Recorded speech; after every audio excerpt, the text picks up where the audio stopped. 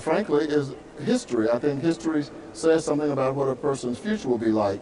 And Hillary Clinton has a history of getting things done. Ben Jealous, the former head of the NAACP, as you know, he supports Bernie Sanders. I had him on my show a couple days ago. One of the reasons he said that he is backing Sanders is because in the 1990s, he said Hillary Clinton was pushing the super predator theory.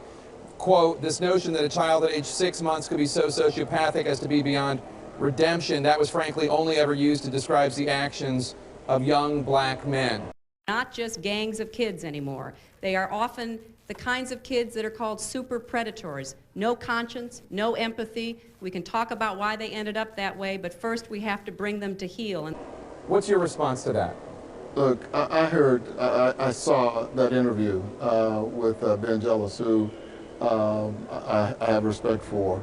But look, what he did on your interview, which is unfortunate, and kind of beneath who I've seen him to be, he spent time just throwing bomb after bomb after bomb at Secretary Clinton.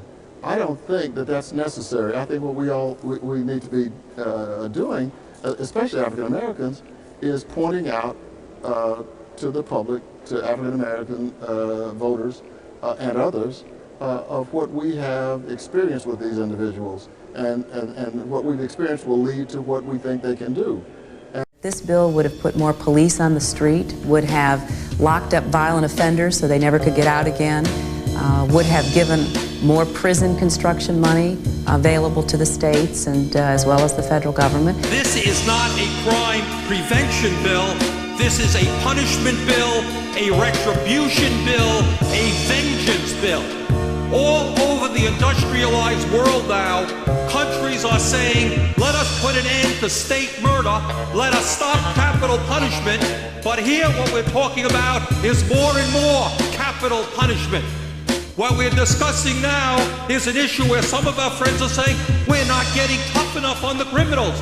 But my friends, we have the highest percentage of people in America in jail per capita of any industrialized nation on earth. We've beaten South Africa. We've beaten the Soviet Union. What do we have to do? Put half the country behind bars? Mr. Speaker, instead of talking about punishment and vengeance, let us have the courage to talk about the real issue. How do we get to the root causes of crime? How do we stop crime? Which is in fact a very, very serious problem in this country. And Mr. Speaker, I've got a problem. I've got a problem with a president and a Congress which allows 5 million children to go hungry, 2 million people to sleep out on the streets, cities to become breeding grounds for drugs and violence. And they say, we're getting tough on crime. If you want to get tough on crime, let's deal with the causes of crime. Let's demand that every man, woman, and child in this country have a decent opportunity and a decent standard of living. Let's not keep putting poor people into jail and disproportionately punishing blacks. Not just gangs of kids anymore. They are often the kinds of kids that are called super predators. No conscience, no empathy,